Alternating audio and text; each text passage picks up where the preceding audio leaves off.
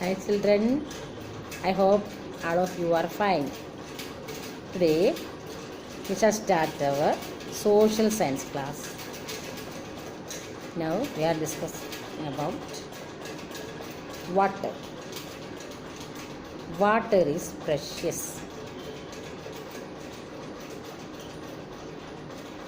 Firstly, solve riding. Solve the riding. Red is this. I have no taste nor any smell. I keep running and never get tired. I am solid, liquid, and gas. Who am I?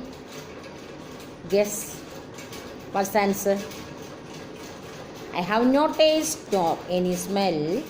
I keep running and never get tired. I am solid, liquid, and gas. What's that? എനിക്ക് മണമില്ല, രുചിയില്ല. ഞാൻ ഒരിക്കലും ക്ഷീണിക്കാതെ ഓടിക്കൊണ്ടേയിരിക്കും. ഞാൻ ഖരമാണ്, ദ്രവമാണ്, ബാഷ്പമാണ്. 3 രീതിയിൽ മാറാൻ എനിക്ക് കഴിയും. ആരാണ് ഞാൻ? Guess. First answer. Okay. Then water is precious. That's our lesson. Ready? Life is possible on earth due to the presence of water. Nearly 3/4 of the earth's surface is covered with water. Water is also found below the earth's surface. It is also present in the air in the form of water vapor. Sources of water: rain, oceans, rivers, lakes, ponds and springs are the natural sources of water. Dams, wells, tube wells and canals are man-made sources of water. Natural sources of water. The 3 main natural sources of water are rainwater, underground water, and surface water. Rainwater. Rainwater includes rain, snow, and other forms of precipitation. Rain is the main source of water on earth. It is also the purest form of water. How does rain occur? As a result of sun's heat, water from water bodies evaporate to change into water vapor. The water vapor goes up in the atmosphere and forms clouds. These clouds fall down as rain. Rainwater gets collected on the earth in the form of surface water and underground water. But you can understand this. നമുക്ക് വെള്ളമില്ലാതെ ജീവിക്കാനേ പറ്റില്ല അല്ലേ? Which are the basic needs of a human being? എന്തൊക്കെയാണ്? Air to breathe, water to drink, food to eat, clothes to wear and house to live. These are the 5 basic needs. Isn't it? അല്ലേ? അപ്പോൾ നമുക്ക് ശ്വസിക്കാൻ വായു വേണം, അതുപോലെ തന്നെ കുടിക്കാൻ വെള്ളം വേണം അല്ലേ? അപ്പോൾ ഭൂമി എന്ന ഗോളത്തിനെ വിളിക്കാൻ എന്തെന്നാ വിളിക്കുന്നത്? സ്പെഷ്യൽ പേരുണ്ടല്ലോ, നെയിം എന്താണ്? ബ്ലൂ പ്ലാനറ്റ് എന്നാണ് വിളിക്കുന്നത്. എന്താണ്? വെള്ളത്തിൻ്റെ അംശം ഉള്ളത് കൊണ്ടാണ് അല്ലേ? അപ്പോൾ ഭൂമിയിലെ ഭൂരിപക്ഷവും വെള്ളമാണ്. 4/1 ഭാഗം വെള്ളമാണ് ഭൂമിയുടെ. ഭൂമിയുടെ ഉപരിതലത്തിൽ അധികവും വെള്ളമാണ് ഉള്ളത്. അപ്പോൾ പിന്നെയോ വായുവിലും എന്തുണ്ട്? വെള്ളത്തിൻ്റെ അംശമുണ്ട് അല്ലേ? അപ്പോൾ നമ്മൾ ഫോർ കൺട്രി ഇന്ത്യ അല്ലേ. ഇന്ത്യ എന്ന നമ്മുടെ രാജ്യത്തിന് നമുക്ക് എടുത്താലും അങ്ങനെ തന്നെയാണ് അല്ലേ. ചെറിയൊരു ഉദാഹരണം ഫോർ എക്സാമ്പിൾ അല്ലേ. ഇന്ത്യ എങ്ങനെയാണ്? ഇന്ത്യ എന്ന ഇന്ത്യ ഒരു എന്താണ്, ഉപദ്വീപാണ്, പെനിൻസുല. 3 ഭാഗവും വെള്ളമാണ് അല്ലേ, ഒരു ഭാഗമാണ് കര. അതുപോലെ തന്നെ ഹ്യൂമൻ ബോഡി എടുത്താലും നമ്മുടെ ശരീരം എടുത്താലും ശരീരത്തിലും അധികം വെള്ളത്തിൻ്റെ അംശമാണ് അല്ലേ. ഭൂമി എടുത്താലും ഭൂമിയിലധികവും വെള്ളത്തിൻ്റെ അംശമാണ്. വായു എടുത്താലും വായുവിനും വെള്ളത്തിൻ്റെ അംശമുണ്ട് അല്ലേ. എന്താണ്? വാട്ടർ വേപ്പറായിട്ടല്ലേ, ജലകണിക, നീരാവി, ഇതൊക്കെ ഉണ്ടല്ലേ. അപ്പം അങ്ങനെ ഭൂമിയിൽ തന്നെ എന്താണ്, ഭൂരിഭാഗവും വെള്ളമാണ്. വെള്ളമില്ലാതെ നമുക്ക് ജീവിക്കാൻ കഴിയില്ല. ബേസിക് നീഡ്സിൽ ഒന്നാണ് എന്ത്? വാട്ടർ. Sources of water. വെള്ളം നമുക്ക് എവിടെ നിന്നെല്ലാം ലഭിക്കുന്നു? എവിടെ നിന്നെല്ലാം ലഭിക്കുന്നു അല്ലേ? നിങ്ങൾ ചെറിയ കുട്ടികളാവും പഠിച്ചിട്ടുണ്ടാവും. എന്താണ്? ഒരു പാട്ട് കേട്ടിട്ടില്ലേ? വെള്ളം നമ്മൾക്ക് ആവശ്യം, വെള്ളം നമ്മുടെ സമ്പത്ത്. വെള്ളം എവിടെ ലഭിച്ചിടും? കിണറും കുളവും കടലും കായലും നമുക്ക് വെള്ളം നൽകിയിടും അല്ലേ. പിന്നെ സോഴ്സ് ഓഫ് വാട്ടർ. വെള്ളം എവിടെയെല്ലാം ലഭിക്കുന്നു നമുക്ക്? Rain, oceans, rivers, lakes, ponds and springs are natural source of water. പ്രകൃതിയിൽ വെള്ളം കിട്ടുന്ന സ്ഥലങ്ങളൊക്കെയാണ്. എന്തൊക്കെയാണ്?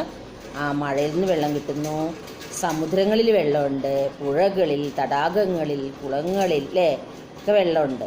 പിന്നെയോ ഡാംസ് ഉണ്ട്, അണക്കെട്ടുകൾ അല്ലേ, കിണറുകൾ, അതും കുഴൽ കിണർ, ട്യൂബെൽസ് ഇല്ലേ അല്ലേ.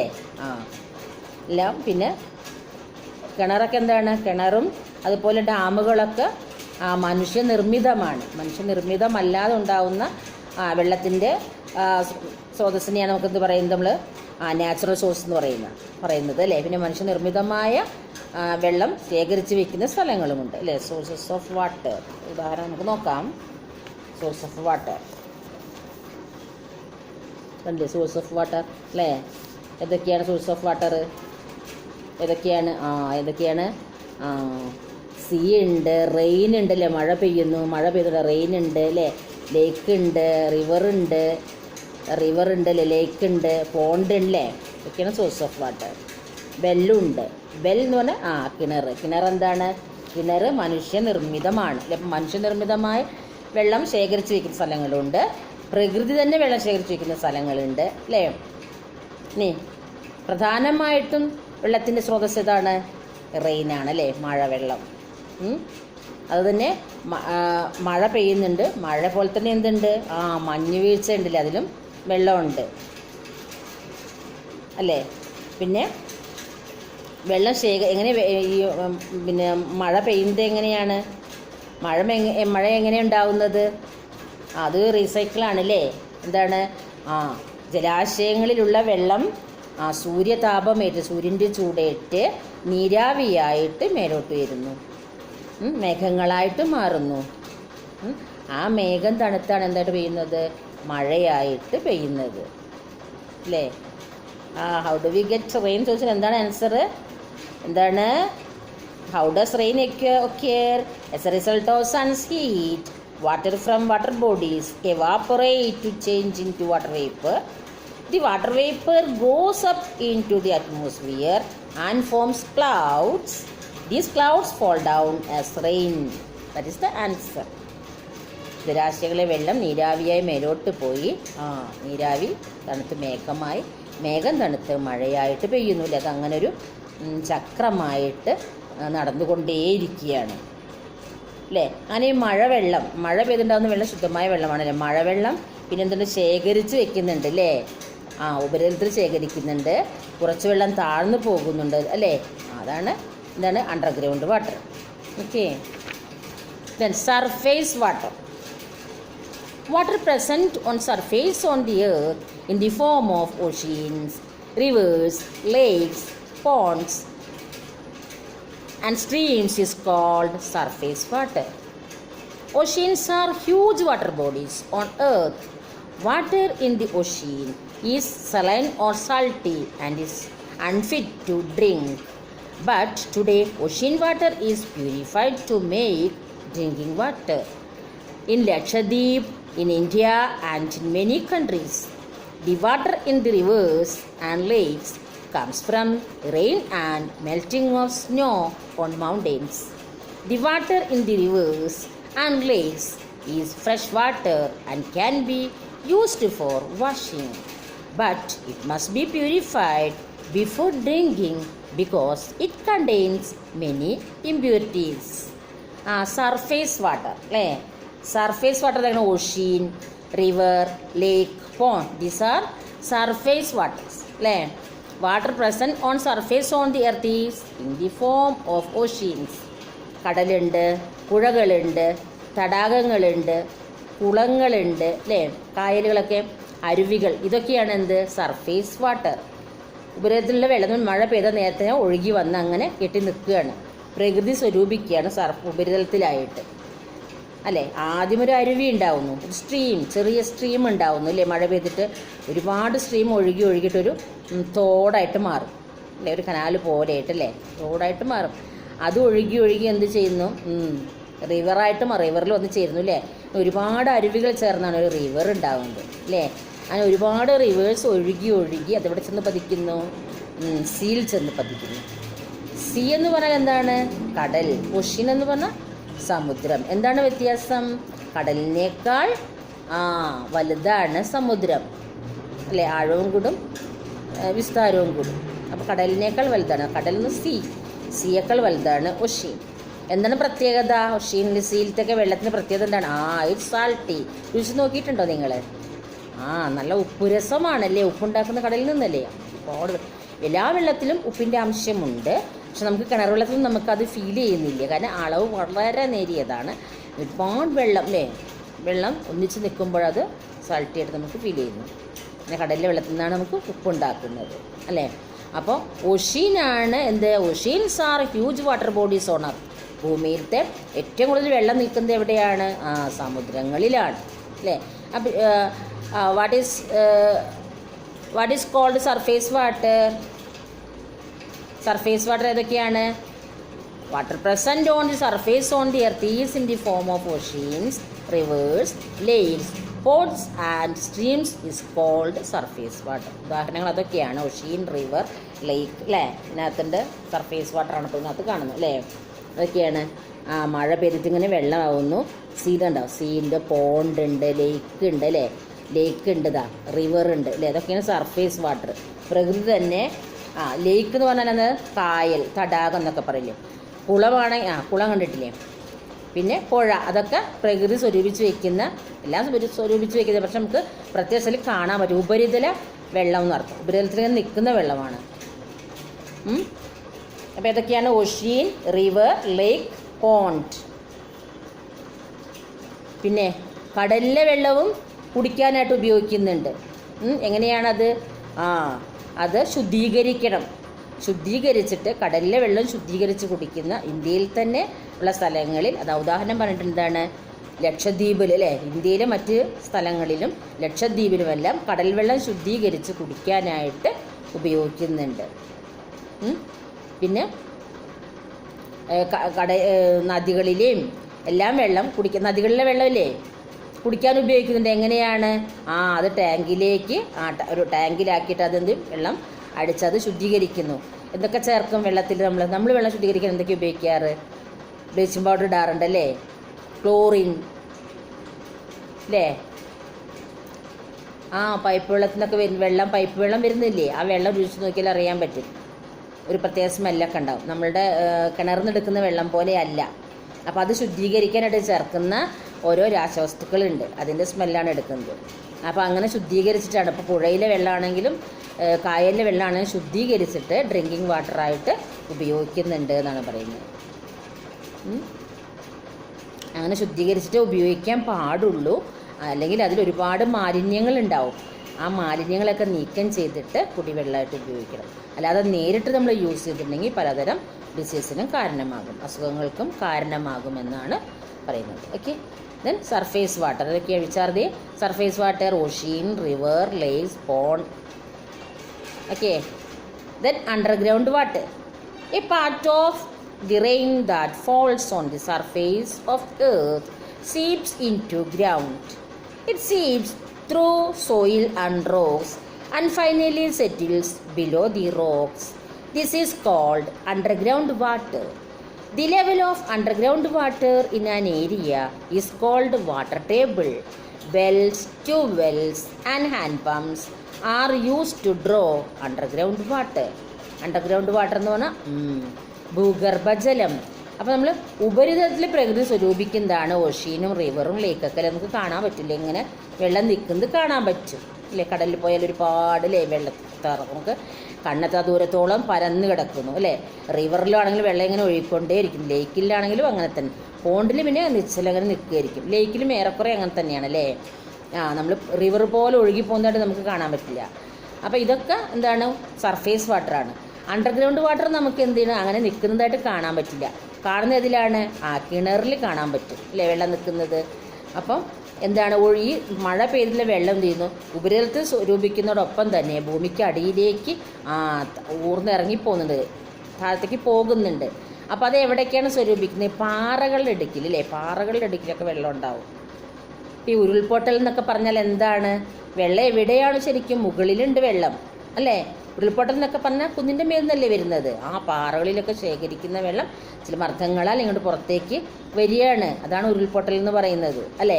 അപ്പം അങ്ങനെ പാറകളിടുക്കിലൊക്കെ വെള്ളമുണ്ട്. ഭൂമിക്ക് അടിയിലും വെള്ളമുണ്ട്. ഭൂമിക്ക് അടിയിലുള്ള വെള്ളമാണ് നമ്മൾ കുഴിച്ചിട്ട് കിണറിലും എന്താ പറയുക, കുഴൽക്കിണറെന്ന് പറയില്ലേ, ആ ട്യൂബ് വെല്ല്, ഹാൻഡ് പൈപ്പ് അല്ലേ, ആ വെള്ളമൊക്കെ ആയിട്ട് നമുക്ക് കിട്ടുന്നത് എന്താണ്, അണ്ടർഗ്രൗണ്ട് വാട്ടറാണ്.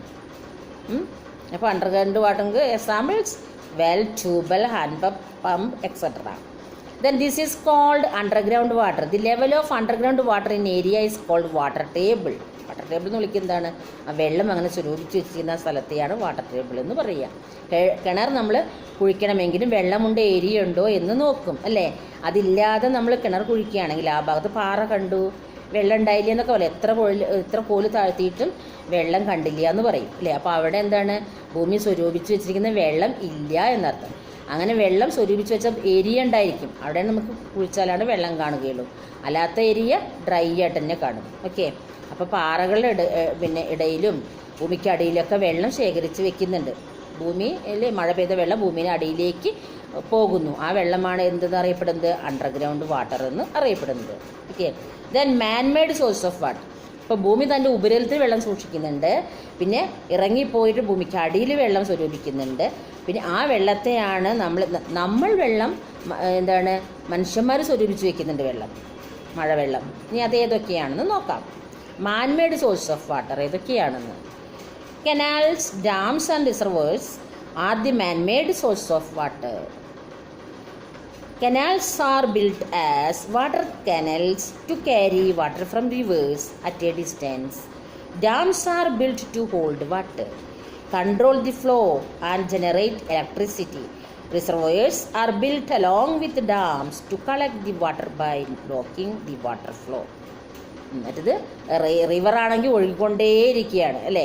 ഇതെന്ത് ചെയ്യുന്നു, ഡാംസുകൾ അല്ലേ, അണക്കെട്ടുകൾ, അതുപോലെ റിസർവോയറുകൾ, സംഭരണികളിലൊക്കെ വെള്ളം നമ്മൾ സ്വരൂപിക്കുന്നുണ്ട്. അതിനെയാണ് മാൻമെയ്ഡ് സോഴ്സ് ഓഫ് വാട്ടർ എന്ന് പറയുന്നത്. മനുഷ്യൻ വെള്ളം സ്വരൂപിച്ച് വയ്ക്കുക, തടവെട്ടി നിർത്തുകയാണ്. ഉദാഹരണമാണ് ഡാമുകൾ, കനാലുകൾ, ജലസംഭരണികളൊക്കെ അതിന് എക്സാമ്പിൾസാണ്. അപ്പം എന്താണ്, ആ വെള്ളം ഒഴുകുന്നത് അവിടെ തട കെട്ടി നിർത്തിയിട്ട് അല്ലേ, കെട്ടി നിർത്തുകയാണ്. അപ്പോൾ അങ്ങനെ എന്നിട്ടാണ് നമ്മൾ എന്ത് ചെയ്യുന്നത്, അങ്ങനെ വെള്ളം കെട്ടി നിർത്തി നമ്മൾ ഇലക്ട്രിസിറ്റിയൊക്കെ ഉൽപ്പാദിപ്പിക്കുന്നുണ്ട്. അങ്ങനെ മാൻമെയ്ഡ് സോഴ്സ് ഓഫ് വാട്ടറും ഉണ്ട്. സർഫേസ് വാട്ടർ ഉണ്ട്, അണ്ടർഗ്രൗണ്ട് വാട്ടർ ഉണ്ട്, മാൻമെയ്ഡ് സോഴ്സ് ഓഫ് വാട്ടർ ഉണ്ട്. മാൻമെയ്ഡ് സോഴ്സ് ഓഫ് വാട്ടറിന് എന്തൊക്കെയാണ് ഉദാഹരണം, ഏതൊക്കെയാണ്?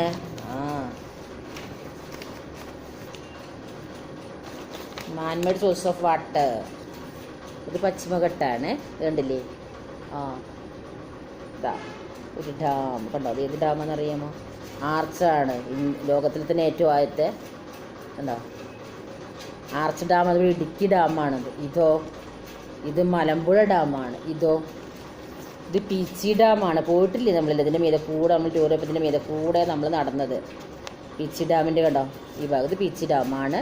ഇത് മലമ്പുഴ ഡാമാണ്. ഇത് ഇടുക്കി ഡാമാണ്. ആർച്ച് ഡാമാണ് ഇടുക്കിയിൽ കണ്ടോ. ആദ്യത്തെ ആർച്ച് ഡാമാണ് ഇടുക്കിയാണ്. ഇത് നമ്മൾ മനുഷ്യനിർമ്മിതമായ വാട്ടർ സോഴ്സാണ്. കണ്ടോ, നമ്മൾ വെള്ളം അവിടെ തട കെട്ടി നിർത്തിയിരിക്കുകയാണല്ലേ, ആവശ്യത്തിന് തുറന്നു കൊടുക്കുന്നത്. കണ്ടില്ലേ, ഇതാ കണ്ടില്ലേ, ഓരോരുത്തരും ഷട്ടറുകളുണ്ട്. ആ ഷട്ടർ തുറന്നിട്ടാണ്, ഒരുപാട് ഷട്ടറുണ്ട്, ഷട്ടർ തുറന്നിട്ടാണ് ഇങ്ങനെ വെള്ളം പോവുക അല്ലേ. കണ്ടോ, അപ്പോൾ മലമ്പുഴ അണക്കെട്ട് തുറന്നു എന്നൊക്കെ പറയുന്നത് കേട്ടില്ലേ. അപ്പോൾ ഇതാണ് എന്ത്, മാൻമെയ്ഡ് സോഴ്സസ് ഓഫ് വാട്ടർ, മനുഷ്യനിർമ്മിതമായ വെള്ളം ശേഖരിച്ച് വയ്ക്കുന്ന സ്ഥലം. ഏതൊക്കെയാണ്? ഡാംസ്, ദെൻ റിസർവേഴ്സ് ആൻഡ് കനാലിലൂടെ. അപ്പോൾ നമ്മൾ ഡാമും തുറന്ന വെള്ളം കനാലിലൂടെയാണ് സംഭരിച്ചതിന് കൊണ്ടുപോകുക, കൃഷിസ്ഥലത്തിന്, കൃഷിക്ക് ആവശ്യമായ വെള്ളത്തിനും ഒക്കെ. അപ്പോൾ surface water, underground water and man-made sources of water. Water is continuously moving around through and above the earth. It is in different forms of like water vapor, liquid water and ice. It is constantly changing its form also. Evaporation and condensation are the two main processes involved in this movement of water. വെള്ളത്തിൻ്റെ പ്രത്യേകത എന്താണ്? വെള്ളം 3 രീതിയിലും അല്ലേ. വെള്ളം എങ്ങനെയൊക്കെയാണ്? ഖരമാവും, ദ്രവമാവും, ബാഷ്പമാവും അല്ലേ. അതിനുള്ള കഴിവുണ്ട് വെള്ളത്തിന് അല്ലേ. വെള്ളത്തിൻ്റെ ഖരാവസ്ഥ എന്ന് പറഞ്ഞാൽ ഏതാണ്? ഐസാണ് അല്ലേ. ലിക്വിഡ് ഫോമാണ് നമ്മൾ വെള്ളം എന്ന് പറഞ്ഞ് കുടിക്കാനൊക്കെ ഉപയോഗിക്കും. അതിൻ്റെ ഖരാവസ്ഥയാണ് ഏത്? നമ്മൾ ഐസായിട്ട് അല്ലേ. ദെൻ ബാഷ്പമായിട്ടോ നീരാവി അല്ലേ. അങ്ങനെ 3 അവസ്ഥയിലും മാറാൻ കഴിയും വെള്ളത്തിൽ.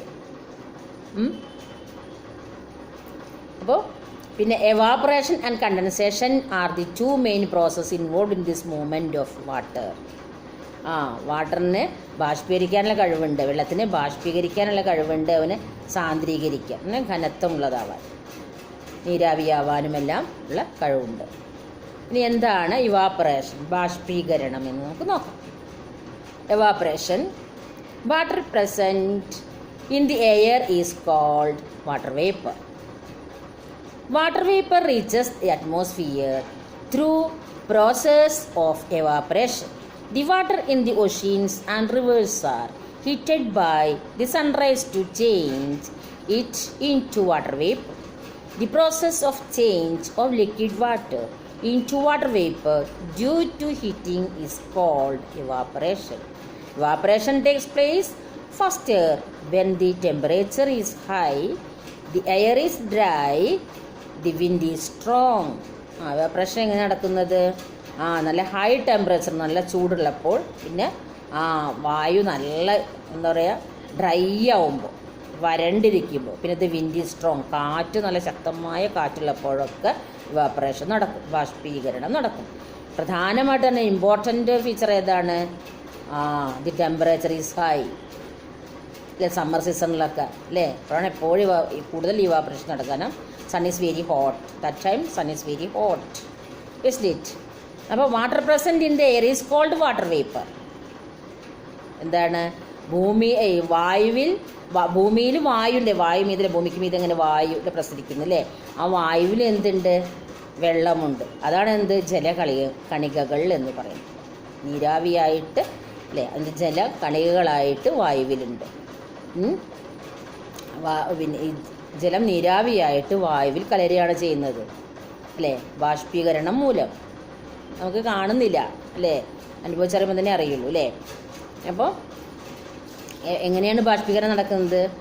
ജലാശയങ്ങളിലെ വെള്ളം, അത് ഓഷ്യൻ ആയിക്കോട്ടെ, റിവേഴ്സ് ആയിക്കോട്ടെ, ലേക്ക് ആയിക്കോട്ടെ, ഇതൊക്കെ വെള്ളം എന്താണ്?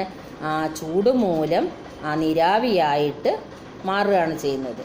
അതാണ് ഇവാപറേഷൻ എന്ന് വിളിക്കുന്നത് അല്ലേ. ലിക്വിഡിൽ നിന്ന് ചെറിയൊരു മാറ്റം അല്ലേ. എന്താണ്? Water in the oceans and rivers are heated by the sunrise to change into water vapour. The process of change of liquid water into water vapour due to heating is called evaporation. Okay. Then condensation എന്ന് പറഞ്ഞാൽ സാന്ദ്രീകരണം, ഘനീഭവിക്കൽ. എന്താണ്? When water vapour is cooled it changes into drops of water. This is called condensation. സാന്ദ്രീകരണം അല്ലെങ്കിൽ ഘനീഭവിക്കുക എന്ന് പറഞ്ഞാൽ എന്താണ്? വെള്ളം തണുക്കുമ്പോൾ തണുത്ത് കട്ടിയാകുന്നത്, അതിനെയാണ് എന്ത് പറയുക? കണ്ടൻസേഷൻ എന്ന് പറയുന്നത്. ഘനീഭവിക്കൽ അല്ലെങ്കിൽ സാന്ദ്രീകരണം എന്ന് പറയുന്നത്. We see water droplets on the outside of bottle or glass of cold water because water vapor gets condensed. Dew, mist and fog are the different forms of condensation. Mist എന്ന് പറഞ്ഞാൽ എന്താണ്? മൂടൽമഞ്ഞല്ലേ. പിന്നെ മഞ്ഞ് വീഴ്ച നിങ്ങൾ രാവിലെ പുറത്തിറങ്ങിയിട്ടുണ്ടെങ്കിൽ കാണാൻ പറ്റും അല്ലേ? ഈ ഇലകളുടെ മീതൊക്കെ മഞ്ഞുതുള്ളികളില്ലേ, തുള്ളിയായിട്ട് കാണുന്നില്ലേ? അത് നമ്മുടെ അന്തരീക്ഷത്തിലെ, അത് മഴ പെയ്തിട്ടല്ല, മഴയില്ലാത്തപ്പോൾ സംഭവിക്കുന്നില്ലേ?